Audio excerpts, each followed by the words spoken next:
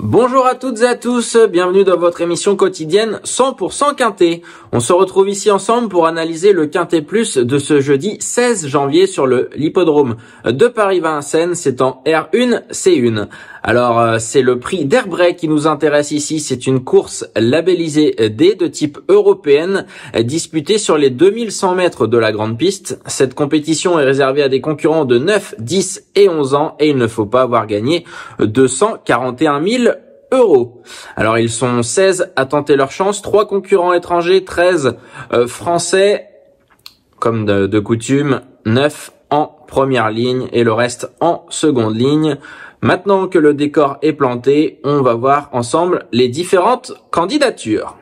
Alors, le numéro 1 derrière l'Autostar, c'est l'As Filou de la Rouvre. Il a 3 courses dans les jambes, mais est encore à la recherche de son meilleur niveau. Le 2 favori de Brie reste sur une belle victoire sur l'hippodrome de Cagnes-sur-Mer. Il sera déféré des 4 pieds pour la première fois et fait partie des belles possibilités. Le 3 Gordon Mijac est parti au galop pour son coup d'essai chez Alexandre de Jésus. Il faudra peut-être le reprendre avec Benjamin Rochard. Gold d'Écroville, le numéro 4, est un concurrent qui demeure toujours aussi délicat, il est imprévisible mais il ne manque pas de moyens. Toutefois, sa forme actuelle est douteuse. Le numéro 5, Astronacente Zach, sera l'un des concurrents très en vue en étant déféré des 4 pieds et drivé par Eric Raffin. Même cas de figure pour le 6, Furioso Flini, qui cherche actuellement sa course. Ensuite, le numéro 7, Guerrier Castellet, c'est un cheval un peu spécial à driver, mais il possède un redoutable finish. Maintenant, c'est à Mathieu Abrivard de jouer avec ce numéro plutôt à l'extérieur. Le numéro 7. Le 8, Fogo Pigo, on ne sait pas trop où il en est actuellement. Il vient de tenter sa chance sous la selle, il a été disqualifié. Malgré tout, un réveil de sa part n'est pas impossible avec l'aide de Mathieu Mottier. Le 9, Golden Visay, n'a pas été gâté au tirage au sort, devant s'élancer tout en dehors, mais il sera déféré des 4 pieds. Les conditions de course sont bonnes, maintenant il va falloir que son jeune pilote Tom Beauvais gère le numéro tout en dehors. Passons désormais à la seconde ligne avec le 10 Eleven Chapter. C'est un emoji rouge a priori. On peut l'écarter sans problème. Le 11 Feu Vert. Il a 3 courses dans les jambes. Dernièrement à Cagnes-sur-Mer, il n'a pu se montrer menaçant, se montrant même un petit peu décevant. On attend avant de le retenir. Le 12 Elone n'a pas véritablement de marge de manœuvre. Il vient de tenter sa chance sous la selle sans faire illusion. Avec l'aide de Franck Nivard, il séduira peut-être quelques supporters, mais j'ai choisi de ne pas lui faire confiance. Ensuite, le 13, Ferrero du Loisir, gardera ses fers, c'est compliqué dans cette configuration de ferrure. Le 14, Goldorak, vient de rejoindre les box de Bertrand Groux. Lui aussi, sa forme actuelle est très inquiétante.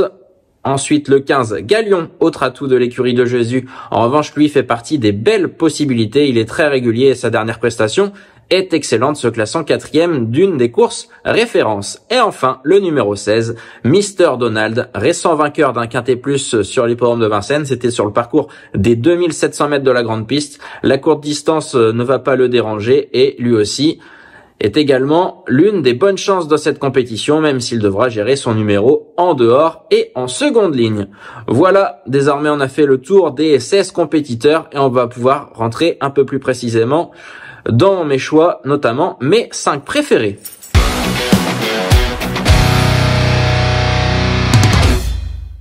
Place désormais à ma sélection en 5 chevaux. Alors, j'ai décidé de placer en tête de mon pronostic le numéro 6, Furioso Flini. Alors, j'aimais déjà beaucoup sa candidature en dernier lieu. Il s'est très bien comporté après avoir lancé les hostilités de la montée. Il a dû négocier le tournant final en épaisseur et n'avait surtout pas lâché le morceau. Il terminait proche 3e, mais on va plutôt le revoir lors de son avant-dernière tentative. C'était dans le prix de Briard, le 15 décembre dernier, sur l'hippodrome de Paris-Vincennes, sur le parcours classique, les 2700 mètres de la grande piste. Et sur le jour-là, Furioso Flini avait fourni une excellente valeur. Il était déféré des 4 pieds pour la première fois et il n'avait pas eu à rougir de sa 3e place puisqu'il terminait 3e du très bon Cobra Killer Gare, également derrière Instructor. Donc une ligne qui plaide complètement en sa faveur, des chevaux d'un niveau supérieur à ceux qui lui sont proposés ici, et Furioso Flini depuis à répéter. Il cherche activement sa course et je pense qu'il peut la trouver ici avec l'aide de Jean-Michel Bazir.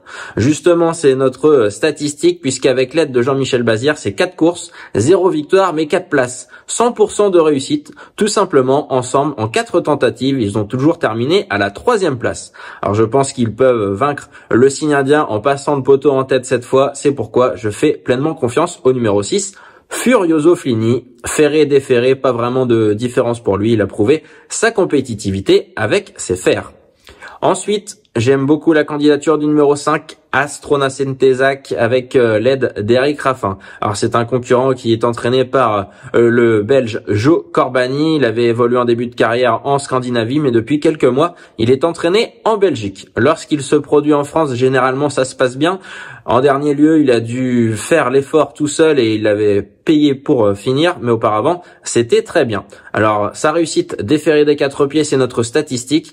À son âge, il s'est seulement présenté à 4 reprises déféré des 4 pieds, c'est 3 victoires pour lui, 75% de réussite à la gagne dans cette configuration. On va le revoir dans la course référence du 29 septembre dernier sur l'hippodrome de Paris-Vincennes. C'était dans le prix d'Argelès. Ce jour-là, il était déjà drivé par Eric Raffin et il s'était montré impérial dans la phase finale, faisant très nettement la différence pour devancer Galion. Et un peu plus loin, on avait également le numéro 16, Mr. Donald.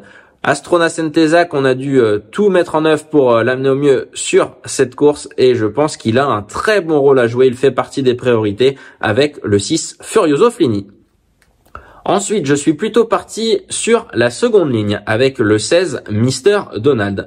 Alors lui, il restait sur quelques contre-performances ou des sorties plutôt en demi-teinte et dernièrement, il s'est montré impérial, renouant avec le succès. On le revoit justement ce jour-là, c'était dans le prix de Nozay, le 28 décembre dernier, sur l'hippodrome de Vincennes, le parcours classique, les 2700 mètres de la grande piste. Et ce jour-là, Mr. Donald, après avoir bénéficié, il faut bien le dire, d'un bon parcours derrière le chevaux de tête, s'était mis à plat ventre pour finir et avait créé très nettement la décision. Alors ici, la donne change puisqu'il doit s'élancer en seconde ligne, à l'extérieur, mais vu le style de son récent succès, je pense qu'il peut pleinement confirmer en se faisant ramener. À Léo Abrivard de jouer avec ce numéro 16, Mr. Donald, qui sera déféré des 4 pieds, comme toujours.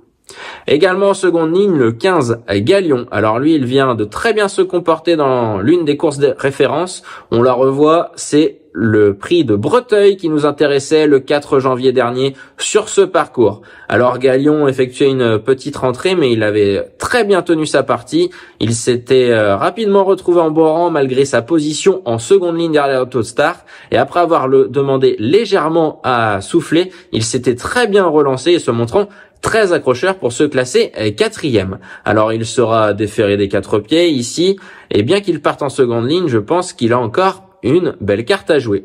Avec Esteban de Jésus, le fils de l'entraîneur, on voit la réussite qu'ils connaissent ensemble. Eh bien, c'est 27 courses pour 8 victoires et 13 places. 78% de réussite dans les 6 premiers pour ce tandem. Donc Galion a toutes ses chances de terminer dans la bonne combinaison du Quintet Plus. Comme Mr. Donald, il faudra que ça se passe bien en seconde ligne, mais tous les feux sont au vert le concernant. Et enfin, retour sur la première ligne avec le numéro 2, Favori de Brie.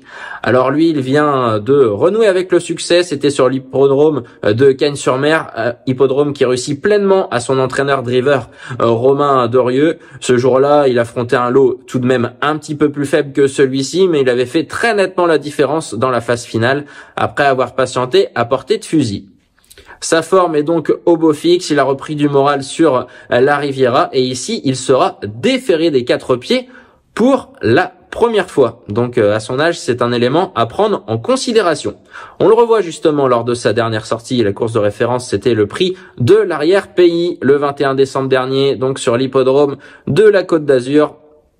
On revoit donc ce Favori de Brie qui s'était montré impérial dans la phase finale face à des adversaires moins huppés.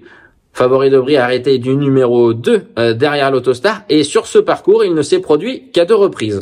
Et pour lui, c'est 2 courses, une victoire et une disqualification.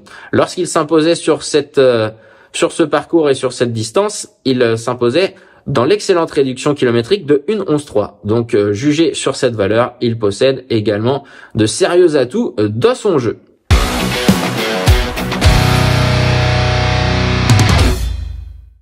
Voilà pour mes 5 choix. On récapitule.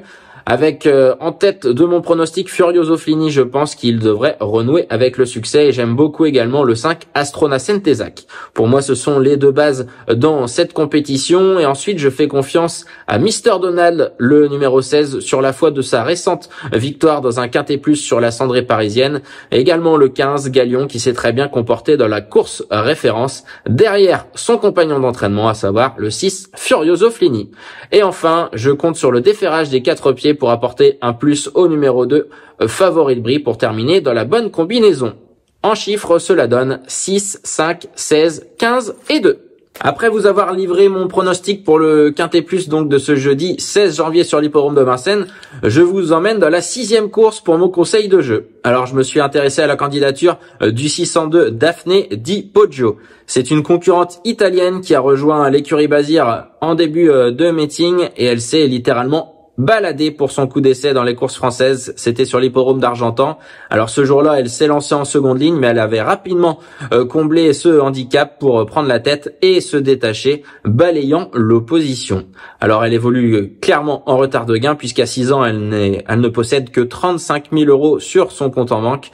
Mais vu le style de son récent succès, elle ne devrait pas en rester là.